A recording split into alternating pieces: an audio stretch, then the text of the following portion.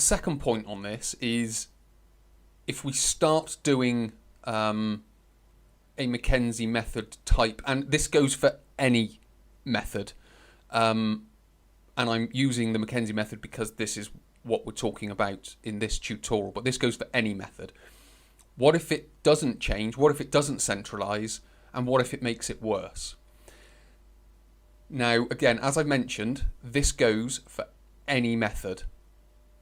Sometimes I will be treating someone. I'm constantly asking for feedback during the session, after the session, before the next session, so on and so forth. And I'm always asking, how's it feeling? Scale of 1 to 10, has it changed? So on and so forth. Change location, change intensity, all that kind of stuff. And the basic idea of asking those types of questions, is it working or not, is to understand, is what I'm doing changing it? If it's not changing it, I need to change what I'm doing as the therapist.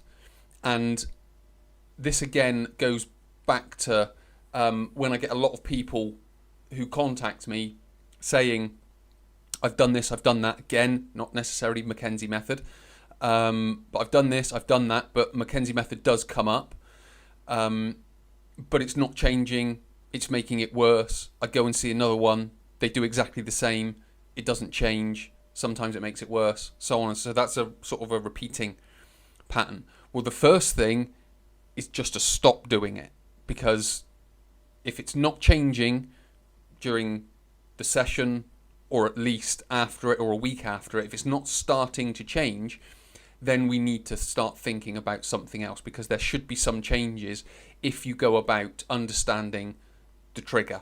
If you can understand the trigger well enough, you stop doing the trigger and then the pain will start to reduce. So you need to find out what that is, and then the therapy becomes that much easier. So what if it's not working? Well, the first step is to stop doing it. And it's useful to know that, and I'm going to put the link in the description below, but I've got an article here from the British Columbia Medical Journal. Now, what's great about this is it's written by someone who teaches for Mckenzie Institute International. So one of the competing interests of this article is Mr. Davis receives fees for making presentations and conducting courses on the assessment and treatment of spinal and extremity joint problems for Mckenzie Institute International, an education and research organisation. So that was one of the authors of this article. So I want to make that very clear, because what he says here is a low-tech clinical examination using patient symptomatic responses to active lumbar test movements can provide a primary care physician with an effective early sorting tool for differentiating the responder with a highly prevalent and rapidly reversible mechanical problems from those non-responders. Now that's very important, because in this article he says that some people respond and get the centralization and some people don't.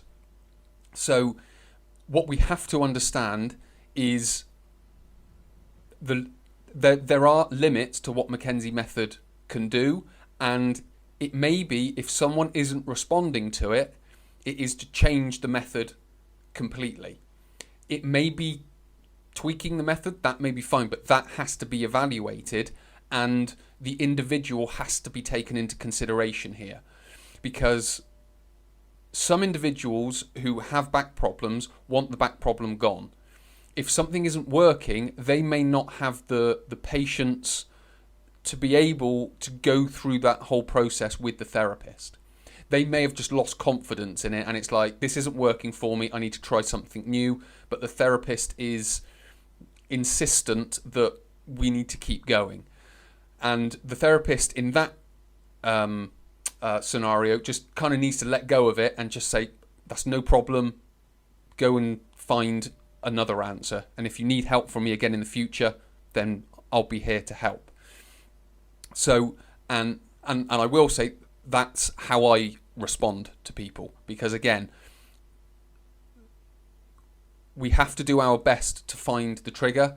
Sometimes it doesn't work. Even I will admit that. Sometimes it doesn't work. And we have to be able to allow the individual their autonomy in it to be able to go and find the answer that they're looking for. So what we have to understand is that when it's not working, we have to sometimes stop doing it.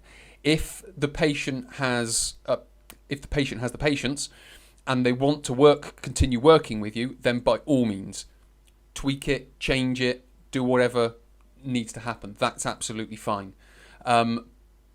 But what we have to be able to do is we have to be able to use different outcomes. So as an example, when I'm working with someone, first of all, I have to understand where the pain is coming from. That's fine.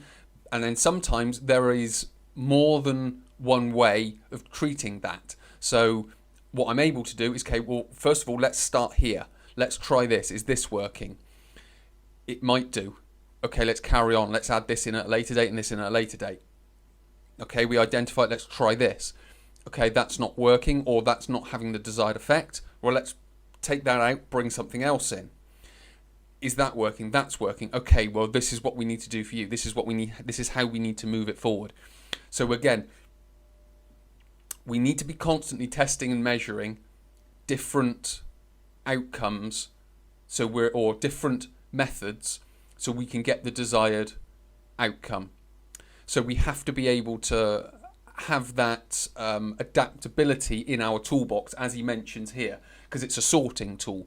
That's what we need. Mckenzie Method is just one sorting tool, just like other methods are and other tests are.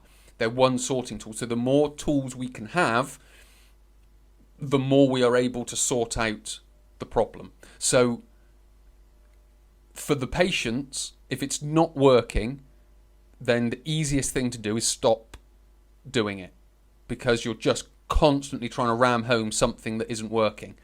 So the easiest thing is just stop doing it, reevaluate, and go again.